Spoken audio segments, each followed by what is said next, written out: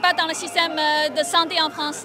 Eh bien, la désertification médicale, le fait que depuis 20 ans, la désertification est annoncée et que les gouvernements n'ont rien fait pour enrayer cette désertification, pour former davantage d'étudiants et surtout pour leur donner les moyens d'exercer avec du personnel, avec des locaux corrects, faire découvrir aux internes cette médecine générale et médecine libérale qui est passionnante à exercer. Et surtout, là actuellement, comme ils ne sont pas capables d'enrayer la désertification, ils sont en train de démanteler la médecine libérale, de développer des plateformes de téléconsultation qui dégradent la qualité de prise en charge des patients. Ils sont en train de donner des actes, des petits actes aux pharmaciens qui vont vacciner, qui vont traiter les angines, qui vont même faire des frottis. Alors je me demande comment les pharmaciens vont faire des frottis, mais ils ont obtenu l'autorisation de le faire. Donc on assiste à un démantèlement de la médecine libérale et à une absence de moyens pour la médecine, pour maintenir une médecine de proximité. Or, si on ne maintient pas une médecine de proximité qui évite les hospitalisations et qui raccourcit les hospitalisations, l'hôpital va crouler.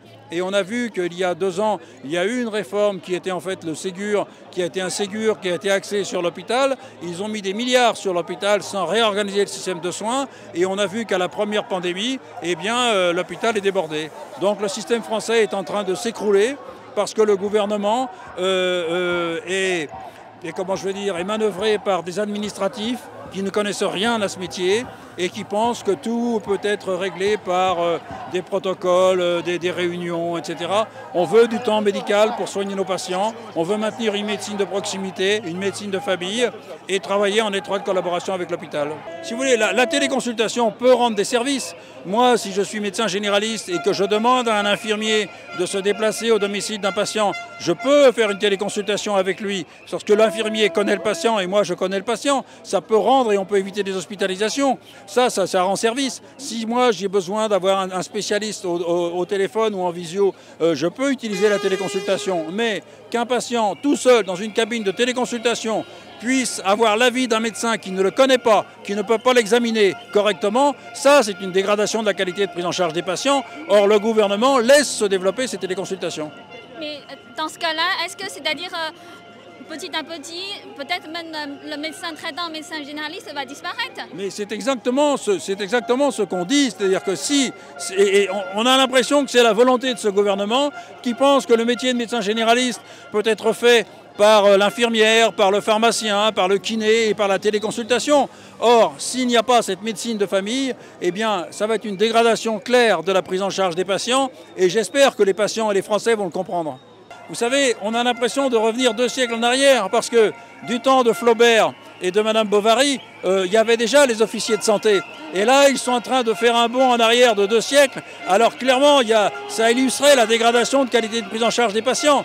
Vraiment, c'est impressionnant de revenir 2 siècles en arrière. Mais les Français sont pauvres, la France est aussi pauvre. Comment on fait? La France est pauvre. Non, la France n'est pas pauvre. Vous savez, les Français dépensent 43 milliards pour les mutuelles.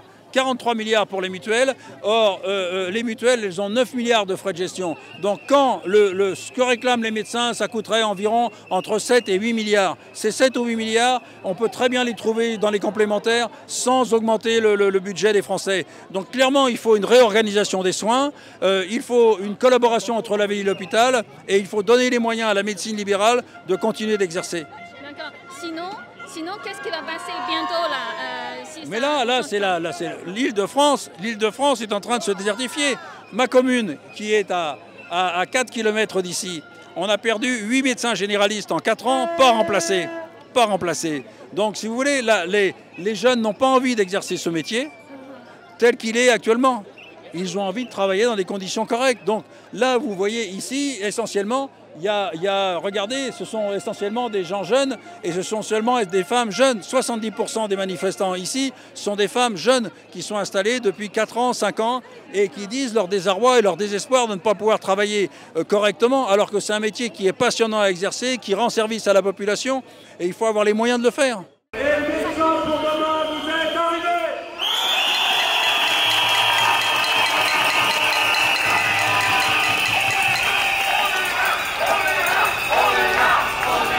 Elisabeth Borne vous traite d'irresponsables. Les irresponsables sont ceux qui détruisent la médecine de proximité.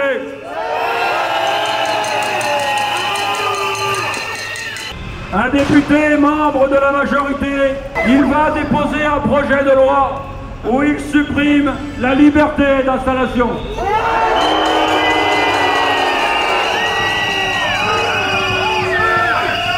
Il supprime la notion de médecin traitant.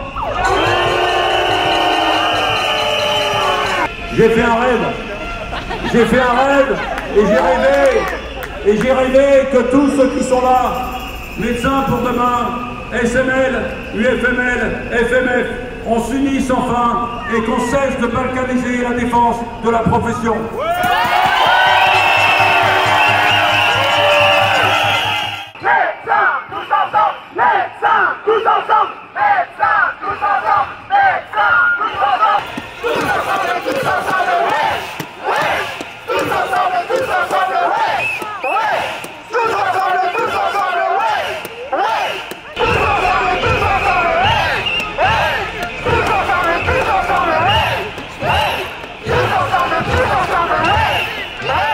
Mais il n'y a plus rien qui va.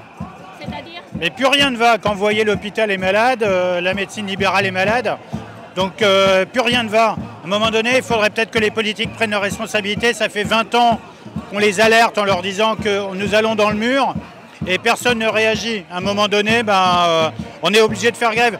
Nous, les médecins en général n'ont pas l'habitude de faire la grève. Et là, c'est vraiment pour qu'on en arrive là, c'est que vraiment il y a un ras-le-bol. Et surtout, ce qui nous inquiète, nous, parce que nous, on est de l'ancienne génération, c'est que les jeunes sont tous en train de partir et de ne pas rester. Et ça nous inquiète, surtout pour les patients.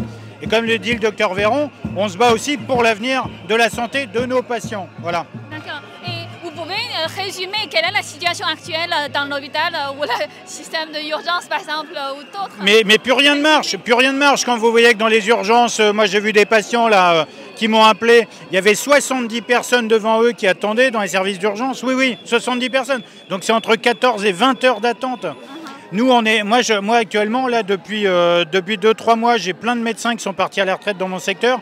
Je vois entre 50 et 60 personnes tous les jours. J'ai jamais travaillé comme ça. Je suis épuisé, j'en peux plus. Donc à un moment donné, on met aussi en danger nos patients, quoi. Et on n'arrive pas à répondre aux besoins des patients. C'est-à-dire que on n'arrive plus à reporter, on n'arrive plus à soigner correctement les gens. Voilà. Que ce soit à l'hôpital. Et moi, ce que je dis, c'est que ce soit le secteur libéral ou le secteur hospitalier, on est tous dans la même galère actuellement. Et on est dirigé par des gens incompétents, j'ai pas peur de le dire. Voilà. Moi, je vais rajouter un peu la même chose, c'est que, en fait, le gouvernement nous accuse de ne pas être responsable et d'être effectivement dans la rue ou en grève, alors qu'il y a une triple épidémie. Visiblement, quand on les écoute, l'hôpital, tout va bien. C'est juste, mais tout va bien. Les urgences, ça va encore. C'est limite, mais ça va encore, alors qu'on sait que ça ne va pas du tout. Les seuls responsables qui n'ont pas pris leurs responsabilités, c'est effectivement les gens du gouvernement. Les seuls responsables, c'est les politiques.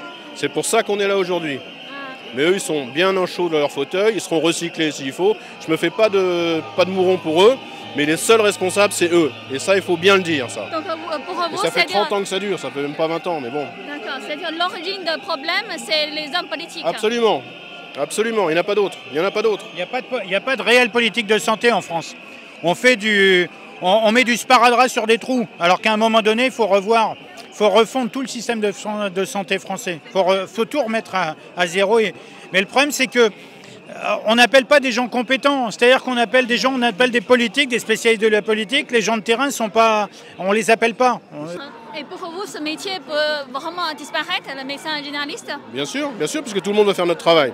Les infirmières de pratique avancée, les pharmaciens, les sages-femmes, les kinés, chacun aura le droit de faire ses prescriptions, etc. Et nous, on va se retrouver avec des cas très très lourds que personne ne voudra ou ne pourra gérer, parce qu'on a quand même une expertise de 10 ans. C'est pas avec une téléconsultation ou un truc qu'on va s'en sortir.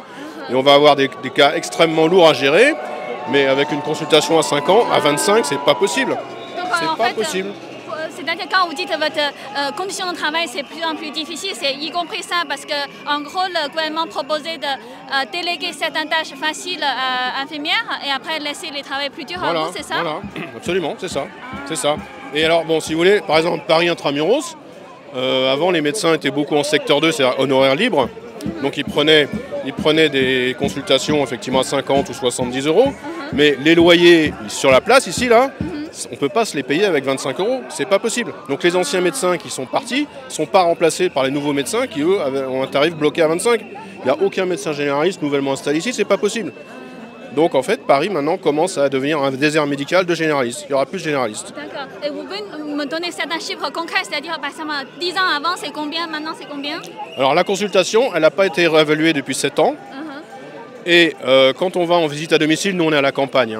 Donc quand on va en visite à domicile, ça nous arrive, voir les personnes âgées qui ne peuvent pas se déplacer. On a un forfait de déplacement de 10 € qui n'a pas été réévalué non plus, sauf de 4 centimes cet été. Et on a un forfait kilométrique de 61 centimes au-delà de 4 km de forfaitaire. Ce forfait-là, il n'a pas été réévalué depuis 1994. Alors depuis 1994, la Caisse nous a donné 1 centime quand il y a eu l'augmentation de 1 centime. Non mais ils se foutent de nous. Ils se foutent de nous. Ça fait depuis 1994. Imaginez, en 1994, le prix du gasoil, c'était pas la même chose. Donc les jeunes ne veulent plus faire de visite à domicile parce qu'on perd du temps. On travaille moins bien parce qu'on n'a pas les mêmes dossiers, on n'a pas le même matériel. Mais on rend service à la population quand même. Et si nous on ne le fait pas, personne ne le fera. Et les personnes âgées seront chez elles sans soins. Voilà. Et par rapport au nombre de médecins, est-ce que c'est beaucoup diminué? Là, surtout cette année, vous dites cette année. Alors non, mais ce qu'il y a d'incroyable, c'est que le nombre de médecins en France augmente. Augmente? Oui, c'est ça qui est incroyable. Mais en médecine libérale, il y en a de moins en moins. À un moment donné, enfin moi je sais pas, mais quand je serais politique, je me dirais bon, il y a de moins en moins de médecins libéraux et il y a de plus en plus de médecins qui sortent des facultés. Donc il y a quand même un problème. Et pourquoi? Parce que c'est plus attractif, c'est tout. C'est plus intéressant. Ils préfèrent être salariés. Ils préfèrent partir qu'en tant que salariés que de faire de la médecine libérale. Et en France, la médecine libérale, c'est ce qui coûte le moins cher et ce qui est le plus efficient. Qu'est-ce que vous voulez faire? Voilà. Et le système de santé un peu territorial, un peu vague, que les politiques actuelles veulent mettre en place avec non pas une délégation de tâches, mais un transfert de compétences. C'est-à-dire qu'en formant des infirmiers qui sont certainement très sincères dans leur démarche et compétents pour la formation qu'ils sont reçus, ne sont pas des médecins. Ils ne savent pas faire un examen clinique, palper un ventre, ausculter des poumons, faire un examen cutané. Ils ne savent pas faire une synthèse diagnostique, faire des prescriptions médicales, interpréter les interactions médicamenteuses. Alors, il n'est pas dit qu'ils seraient amenés à faire tout ça brutalement du jour au lendemain, mais il y a des responsabilités à la limite du médical, c'est presque à la limite de l'exercice illégal de la médecine, qui sont en vue d'être transférées. En tout cas, ça fait partie des propositions qui sont avancées par le gouvernement actuel. Et nous, on n'est absolument pas d'accord avec ça. On considère que nos nombreuses années d'études, ça donne une certaine expertise intellectuelle, même s'il y a des choses très banales et courantes qu'on fait au quotidien, ça s'apprend très difficilement au prix de très nombreuses années de garde, d'internat, d'externat, au lit du malade avec les internes, les chefs de clinique, les professeurs d'université qui nous apprennent la médecine. Et les infirmiers font un très beau métier qui est technique, qui est très humain, mais qui n'est pas celui de médecin. on aura des risques de moins bons diagnostics, de moins bonne prise en charge. Et puis le risque surtout, c'est que certains médecins, ce qui était inimaginable pour nous avant, pensent à ce qu'ils appellent déplaquer, c'est-à-dire se déconventionner, sortir du système de la sécurité sociale pour dire, puisqu'on nous malmène à ce point-là, on est aussi mal payé et que ça n'attire plus les jeunes, qu'est-ce qu'ils vont faire? Ils vont s'installer, mais en dehors de la sécurité sociale. Donc ils auront une plaque et là vous aurez plus 50 € remboursés par la sécurité sociale dans le cadre d'une convention comme c'est demandé par le collectif Médecins pour demain qui anime cette grève et certains syndicats, mais vous aurez des médecins qui vont passer à 60-70 € ou plus non remboursés. Et c'est là où il y a un risque de médecine à deux vitesses. On a souvent, et cette perspective de déconventionnement, les médecins de ce collectif et qui font grève aujourd'hui n'en ont pas du tout envie. Ils ne manifestent pas pour ça. Mais certains disent que c'est un risque majeur et là il pourrait y avoir une médecine à deux vitesses. On est méprisé depuis des années par le gouvernement et on aimerait qu'ils nous reconnaissent en tant que professionnels et pas en tant que personnel à sacrifier. Par rapport à leur revenu, c'est-à-dire c'est à peu près combien pour les jeunes médecins? On compte à peu près 80 000 € par an et par rapport au revenu européen qui est en moyenne en consultation à 46 €, nous on est nettement en dessous de la moyenne européenne. On est à peu près à 25 € de la consultation. Avec les forfaits, ça nous fait 35 €. Et on est au niveau de l'Albanie, pour vous situer à peu près le tarif de la consultation, et en dessous du Maroc aussi. D'accord. Voilà. Votre demande, c'est avant tout financière, c'est-à-dire... Non. Il n'y a pas que la demande financière. La demande financière nous permettra de mieux travailler, mais il n'y a pas que ça. Il y a aussi tous les rendez-vous non honorés, la coercition qui est demandée aux professionnels de santé pour s'installer dans des zones désertiques où il n'y a rien, alors qu'elles n'ont pas été créées par nous, médecins, elles ont été créées par par l'État, les instances gouvernementales. C'est des zones désertiques et elles sont désertiques aussi pour les médecins. Oui, à la subvention. Non, à la coercition. Médecine déléguée, patient en danger. Médecine déléguée, patient en danger. Médecin en colère, ça va pas le faire. Médecin en colère, ça va pas le faire. Médecin en colère, ça va pas le faire.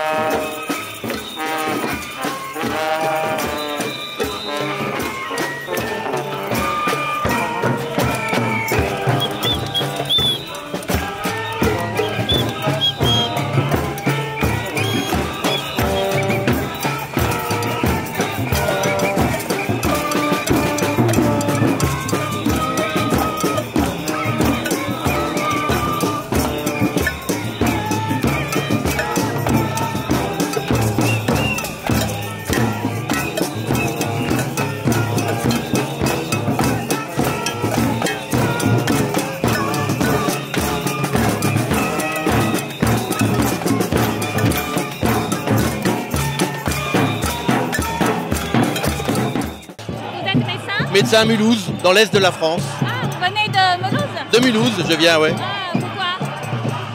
Mais parce qu'on commence à être un petit peu fatigué par le mode de fonctionnement de la médecine. On demande de faire beaucoup trop et on est épuisé. Et le métier qu'on fait est intéressant, mais n'intéresse absolument pas les jeunes parce qu'il n'est pas revalorisé. Donc il faut revaloriser la profession pour que les jeunes viennent s'installer, viennent s'investir dans la médecine, dans toute la médecine, en ville et à l'hôpital aussi. Il faut maintenant qu'on investisse dans l'humain, dans les gens, et qu'on arrête de prendre des mesures qui sont trop administratives et qui fatiguent tout le monde. D'accord. Et vous travaillez combien d'heures par jour? Oh, je fais 50 heures par semaine. D'accord, ok. Donc Ouais. c'est beaucoup plus que 35 heures. Beaucoup plus, et je prends 3 semaines de vacances par an. Donc je fais beaucoup. Je travaille, j'ai 67 ans là maintenant, et j'estime que je travaille beaucoup trop. Voilà. Mais c'est irréversible parce que du coup on est dépendant de patients qui viennent nous voir et on n'a pas de remplaçant, donc je ne peux pas partir en vacances, je ne peux pas me faire remplacer, donc je suis toujours là, quoi. D'accord. Est-ce que d'après votre expérience, il y a beaucoup de patients qui ne trouvent pas le médecin traitant? Ah oui, beaucoup. Ah bon? Mais dans la ville de Mulhouse où je suis, on a perdu, en 5 ans, on a perdu 15 médecins. Il y a combien en tout? On était, quand je me suis installé en 86, on était 130 et maintenant on a 80. On est 80, ouais, presque la moitié en 30 ans, ouais, la moitié. Et il y a autant de malades, et même il y a plus de malades. Et ça veut dire que les médecins, on travaille déjà beaucoup, mais on ne peut pas prendre plus. Je ne peux pas m'engager à soigner des gens, notamment des personnes âgées, dépendantes. Je ne peux pas, c'est trop lourd, je ne peux pas le faire. Donc selon vous, l'origine de problème, c'est lié, l'origine de ce problème, manque de médecins, c'est lié à la politique de santé en France? Voilà, c'est la démographie qui n'a pas été prévue. Ça fait des années qu'on dit le numerus clausus produit trop peu de médecins, il faut produire plus de médecins parce que les jeunes qui vont venir sur le marché ne voudront pas travailler comme nous les anciens. Et donc il faut anticiper, et ça n'a pas été anticipé. Et là on est au bord de la crise, on est au bord du gouffre maintenant. D'accord. Pour vous, une fois on double le tarif, c'est-à-dire 50 € à la consultation, ça va changer quelque chose? Alors, c'est un slogan, on ne l'aura pas les 50 €, on est bien d'accord. Mais ça veut dire que c'est ce qui manque pour rendre la profession intéressante. Il faut revaloriser la profession pour que les jeunes qui ne travaillent pas viennent travailler dans la médecine. Mais est-ce que c'est quand même les victimes, ce sont des patients, parce qu'en gros, ils doivent payer plus? Non, si c'est des tarifs conventionnés, ça sera remboursé. Donc c'est à l'État d'investir dans la santé, quoi. Oui, je suis médecin généraliste en France, en Normandie. Ah, Normandie. Oui. Vous venez de Normandie pour la manifestation? Oui, c'est ça. Je suis en grève aujourd'hui. J'ai fermé mon cabinet pour venir. Alors, pourquoi vous manifestez? C'est quoi le problème vraiment grave en France là? Le problème en France, c'est que les médecins libéraux, et en particulier les médecins généralistes, sont de plus en plus embêtés par l'administration, qu'ils sont mal payés. On est payé 25 € par consultation, c'est 46 € en moyenne en Europe. On est surchargé de travail, notamment du travail administratif, et les politiques veulent nous rajouter encore plus de travail administratif. On pourra moins se consacrer aux patients. Donc ça, c'est pour nous qui sommes des cliniciens, c'est un réel problème. Si on ne peut plus faire notre travail, ça ne sert plus à rien de travailler, et autant faire autre chose. Voilà. Moi, personnellement, j'en suis là. Et pour vous, votre demande, est-ce que c'est avant tout doubler le tarif à 50 € ou il y a d'autres choses plus importantes pour vous? Alors, pas forcément doubler le tarif, même si effectivement on est mal payé en France. C'est surtout qu'on nous écoute, qu'on nous laisse plus de... Moins de paperasse. On veut moins de paperasse, moins d'administratif pour avoir plus de temps pour se consacrer aux patients. Me donner un chiffre concret, c'est-à-dire vous passez combien de temps dans l'administration, combien de temps pour soigner les gens? On va dire 1h30 par jour. 1h30 par jour à faire des papiers qui ne sont pas rémunérés, c'est un travail qui n'est pas rémunéré. Donc 1h30 par jour sur une journée de 9 heures à peu près de travail effectif, c'est pas normal. En fait, ce qui se passe, c'est que depuis 30 ans, l'impéritie des différents gouvernements de droite ou de gauche a cassé la médecine. Ils ont cassé la médecine hospitalière en retirant des lits, en supprimant des lits, supprimant des services. Et donc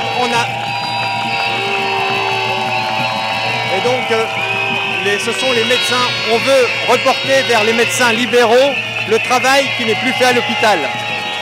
Est-ce que justement cette demande de doubler le tarif, et du coup, est-ce que c'est les Français qui vont subir quand même les conséquences?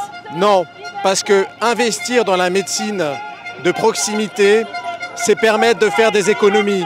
Aujourd'hui, en France, les soins sont retardés. Les cancers ne sont plus dépistés comme il le faudrait. Les gens sont obligés de consulter aux urgences avec des tarifs exorbitants. Et revaloriser la médecine générale, la médecine de proximité, au final, c'est faire des économies. Parce que si demain les gens peuvent accéder facilement à la médecine, aux soins primaires, alors les soins essentiels, en fait, pourront être faits plus facilement. Et au final, ce sont des économies. Une santé dans laquelle on n'investit pas, dans laquelle il n'y a pas d'accès aux soins primaires, est une médecine, est une santé qui va coûter cher parce qu'il n'y a plus de prévention. Eh bien, par exemple, aujourd'hui, on voit des patients qui viennent à genoux en pleurant dans nos cabinets parce qu'ils n'ont pas de médecin traitant, parce qu'ils sont dans l'urgence du soin.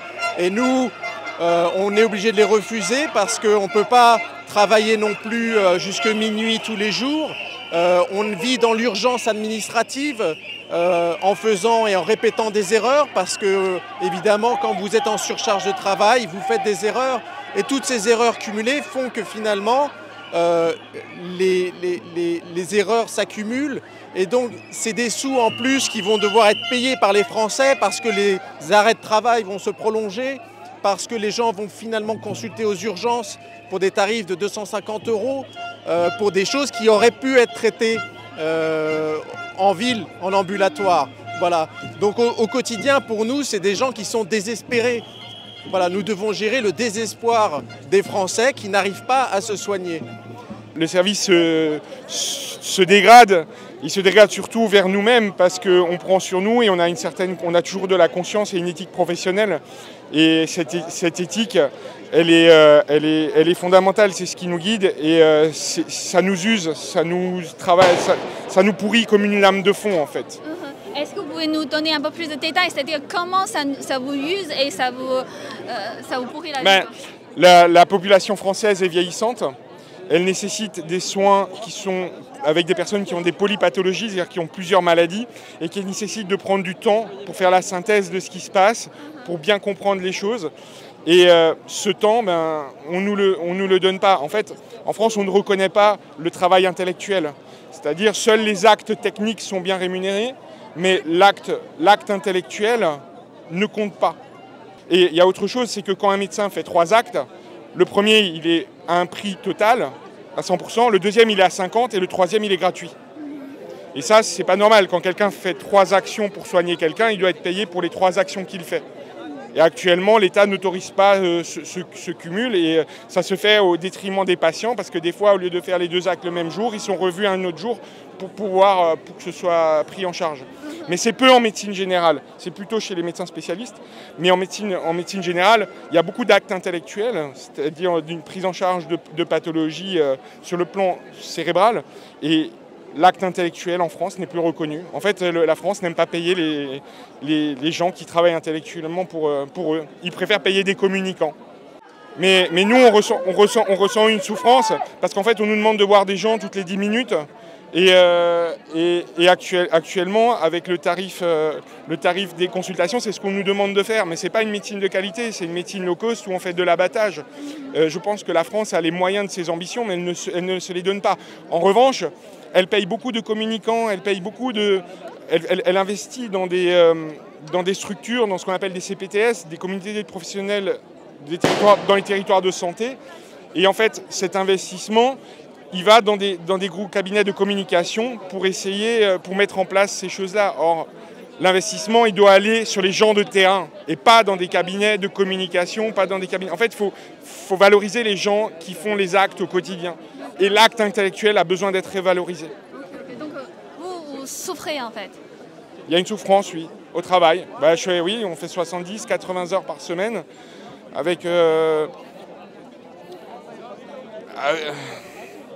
avec un système où derrière, il manque des lits d'aval, il manque des lits à l'hôpital. Quand des fois, je veux hospitaliser des gens directement sans passer par les urgences, on me dit on n'a pas de place, il faut que vous les envoyiez aux urgences. Les urgences sont sursaturées, alors qu'on fait un travail en amont pour pouvoir justement ne pas surcharger les urgences. Médecins en souffrance, patients en danger. Médecins en souffrance, patients en danger. Médecins en souffrance, patients en danger. Médecins en souffrance, patients en danger.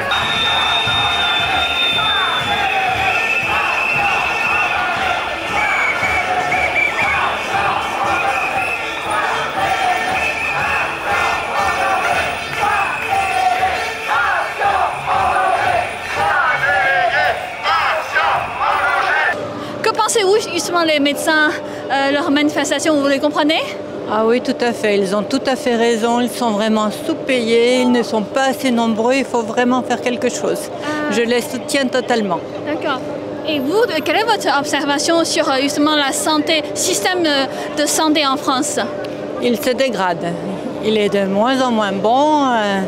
Tous les personnels soignants sont vraiment trop, ils n'ont pas assez de temps à consacrer à leurs patients et ils ne sont pas suffisamment payés. D'accord. Et d'après vous, c'est qui l'origine de ce problème? C'est quoi? Ça fait des dizaines d'années qu'on a mis un numerus clausus pour les médecins, qu'on a institué un concours avec trop peu de places ouvertes et maintenant on en arrive là. Ça fait très longtemps. Et que pensez-vous justement leur demande médecin? Je pense que c'est justifié. Alors, peut-être qu'ils demandent un peu trop, passer de la consultation à 25 € à 50, ça fait un doublement, c'est peut-être un petit peu excessif. Mais ce qui est clair, c'est que ça mérite d'être revalorisé parce qu'une dame médecin m'expliquait que quand il signe une convention avec l'État, c'est pour une durée de 5 ans et on ne peut pas envisager qu'il reste au tarif actuel de 25 € pour 5 années supplémentaires. Donc j'estime que leur mouvement est totalement légitime.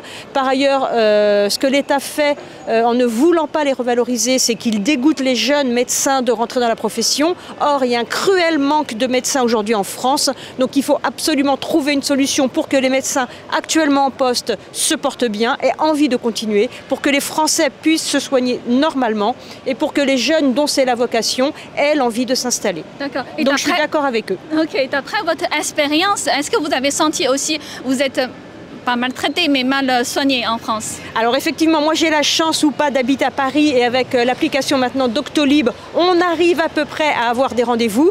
Mais je disais à la femme médecin que j'ai une maman âgée en province qui n'a plus de médecin, qui n'a plus de spécialiste. Elle a des examens approfondis à passer, on lui donne 3-6 mois de délai. Comme je dis vulgairement, elle a le temps de mourir avant d'avoir eu son examen médical, donc ça c'est un scandale. Voilà, c'est très très grave ce qui se passe en France au niveau de la santé aujourd'hui. Je m'appelle Antoine Moreno, je suis retraité de la fonction publique hospitalière.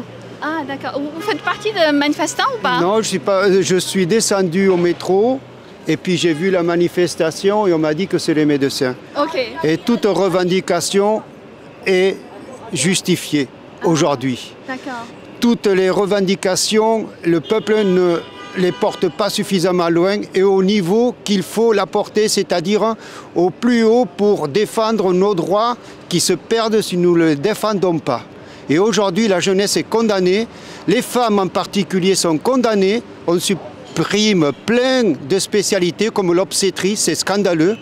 Pour trouver un gynécologue, c'est la croix et la bannière, et la dame l'a dit, que ce soit à Paris, mais en province, c'est encore pire, parce que quand vous êtes isolé en province à 30 km, voire 100 km d'un centre où qu'on puisse avoir la spécialité, c'est l'enfer. Aujourd'hui, moi-même, pour avoir un rendez-vous, malgré que je sois hospitalier, que je sais comment ça se passe, je ne reconnais plus l'hôpital, parce qu'on vous prend des dépassements d'honoraires dans beaucoup d'hôpitaux, pour garder notamment ces spécialités. Et puis en définitive, quand vous prenez un rendez-vous, vous en avez un dans 6 mois.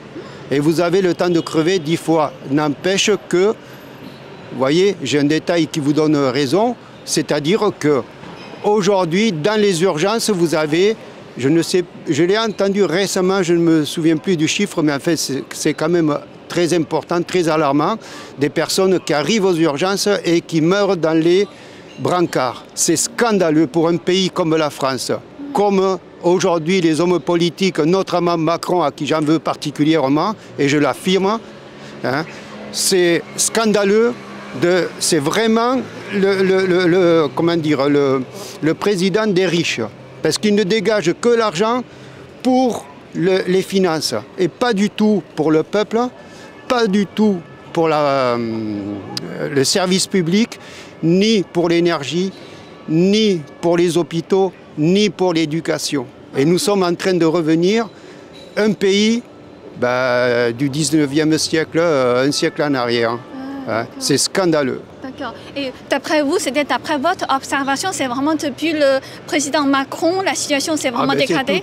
Bien sûr, c'est toute la politique aujourd'hui capitalistique de l'Occident, hein, c'est tout. Hein.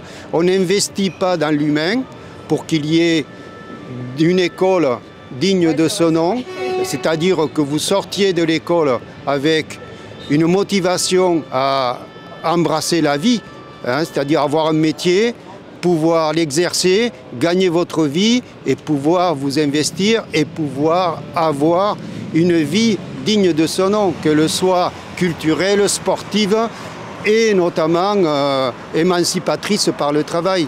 Aujourd'hui, on ne fonctionne pas du tout. Aujourd'hui, nous avons des politiciens en place qui sont que des voyous, qui ne pensent qu'à l'argent et qui ne pensent qu'aux actionnaires. Et ça ne peut pas rouler comme ça.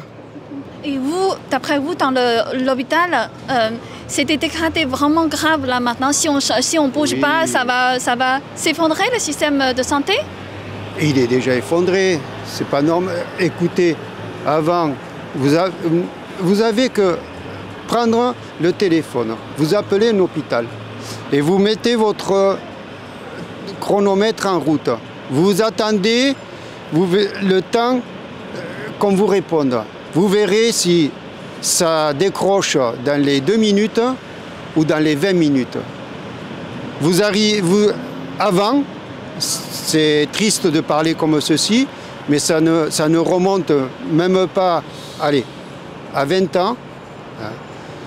Vous appeliez, vous aviez quelqu'un au téléphone qui vous donnait les informations, ou vous passez le service, ou vous aviez quelqu'un. Aujourd'hui, vous n'avez personne. Quand au bout de 20 minutes, vous arrivez à avoir, c'est une machine qui vous dit appuyez sur le 4, appuyez sur le 5, appuyez sur le 6. Et puis, une fois que vous avez fait tous les numéros, vous êtes sur une boîte vocale où on vous dit qu'on vous rappellera. Et on vous rappelle pour le mieux dans les 2 mois. Et encore. Donc, je suis bien d'accord avec la technologie, qu'on mette de la technologie. Mais quand c'est au détriment des hommes et des femmes, et notamment la santé publique, je ne suis pas d'accord.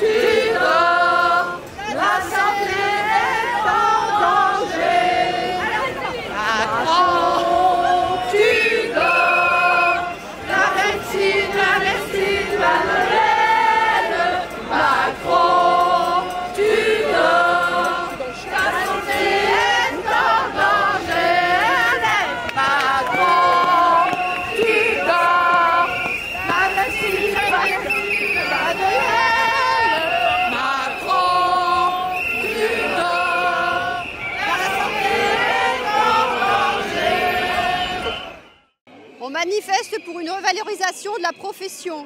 Et pourquoi c'est dévaloriser votre métier? Parce qu'en France, on travaille de plus en plus et les contraintes économiques et les contraintes administratives sont de plus en plus accablantes.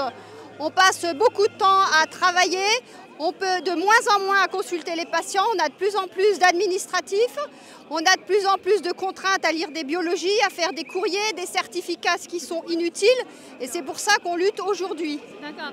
Et vous dites maintenant vous travaillez de plus en plus?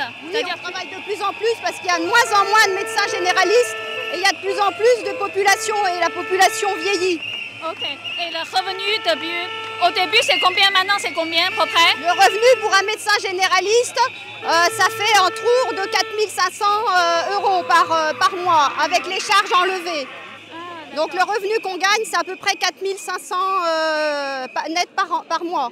Et pourquoi maintenant tous les médecins sont sortis? Parce qu'il y a quelque chose qui se passe là, non? Oui, parce que pour 25 € par consultation, il nous reste à peu près 12,50 € et on ne peut pas prendre de secrétaire, on ne peut pas prendre d'assistant, on ne peut pas prendre qui que ce soit pour nous aider. On est obligé de travailler pour gagner 12,5 € par consultation. Okay. Mais pour 10 ans d'études, avec la responsabilité qu'on a. D'accord. C'est quoi le point déclencheur de cette manifestation? C'est le ras-le-bol et la mise en danger de la population. la population est en danger et ils ne se rendent pas compte, mais pour si peu de rémunération, on ne peut pas faire une médecine de qualité. Il faut du temps, il ne faut pas passer que 10 minutes par patient, et il faudrait au moins 30 minutes par patient. Ah, ok. C'est-à-dire maintenant, la qualité de service est vraiment dégradée. Voilà, elle est très dégradée et les consultations sont de plus en plus pesantes. C'est-à-dire maintenant, vous faites combien de patients par jour? Là, environ une trentaine de patients par jour. Et avant, vous faites, 10 ans avant, vous faites... Et avant, on arrivait à faire un petit peu moins de patients et dans des conditions meilleures. Parce que là, on est obligé de faire de l'abattage. Parce que pour payer nos charges, si on ne fait pas minimum 30 patients par jour, on ne peut pas vivre. Et faire 10 ans d'études pour ne pas avoir une vie décente, c'est pas possible. Et en plus, la féminisation de la profession, les femmes, elles veulent pouvoir aussi s'occuper de leurs enfants. Et en faisant 50 heures par semaine ou plus, on ne peut pas être à la maison avec les enfants et faire le métier qu'on fait. 30 et 40 patients par jour, c'est quand même un rythme effréné. Mais si on veut faire de la bonne médecine, de la meilleure médecine, 30 patients, en fait, malheureusement, on veut bien, mais malheureusement, on ne prend pas le temps pour tout le monde. En plus, les consultations actuelles sont de plus en plus complexes. Les consultations actuelles sont de plus en plus complexes. Quand les gens viennent, ils ne viennent pas pour un seul motif. Ils viennent pour 2, voire 3, parfois 4 motifs. Et on ne peut pas, en 15 minutes, régler 4 motifs de consultation. L'élément déclenchant, c'est qu'il va y avoir une nouvelle convention par rapport à la sécurité sociale. Et dans cette nouvelle convention, il y a plein de choses qui sont en train de mettre en place qui ne nous conviennent pas. Par exemple, il y a ce qu'ils appellent la délégation de tâches. La délégation de tâches, c'est-à-dire une partie de ce que le médecin généraliste fait, ils vont donner ça à des infirmières qui n'ont pas été formées comme nous, mais qui seront parfois mieux payées que nous. Ah ouais? Oui, exactement. Voilà. Donc la délégation de tâches, et en plus, ils nous donnent par certains forfaits, ils nous payent certains forfaits, mais pour toucher ce forfait-là, ils nous donnent des objectifs de plus en plus difficiles et de plus en plus compliqués, petit à petit. Voilà. Et d'autre part, nous, au lieu de faire des soins, examiner les gens, on se retrouve actuellement avec beaucoup de choses administratives, plein de certificats inutiles, des arrêts de travail de 1 ou 2 jours, on est obligé de les faire. Et ça, c'est plein de choses qui nous empêchent d'avoir du temps pour examiner, pour faire de la bonne médecine. Médecin généraliste à Amiens. Ok. Pour vous, c'est quoi qui ne va pas dans le système de santé? Alors, dans le système de santé, actuellement, on veut nous remplacer par des infirmières qui auront Bac plus 4, qui auront une formation sous notre responsabilité, sans voir les patients. Et elles seront mieux rémunérées que nous à Bac plus 9, ce qu'on ne comprend pas. Elles seraient payées 160 € à la première consultation, là où on touche 25 €, et 50 € tous les 3 mois, là où on touche 25 €. C'est-à-dire qu'il vaut mieux faire Bac plus 4 que Bac plus 9. Ah, c'est-à-dire, parce que en général, on pense que les médecins gagnent vraiment bien. En général, tout le monde pense que les médecins gagnent quand même beaucoup d'argent. D'accord. Alors, en fait, actuellement, on entend sur les journaux télévisés, on parle d'un chiffre d'affaires qui ne correspond pas du tout aux revenus. On confond chiffre d'affaires et revenus nets et on ne compare pas au nombre d'heures travaillées. Il faut savoir qu'on travaille plus de 55 heures par semaine. Donc même si on nous dit qu'on gagne 7 000 € net, c'est pour 55 heures. Donc si vous rapportez à 35 heures, eh ben on est à 3 500 €. C'est pas plus que mes enfants qui ont fait ingénieur, par exemple. D'accord. Et d'après vous, si l'État ne fait rien, qu'est-ce que vous comptez de faire?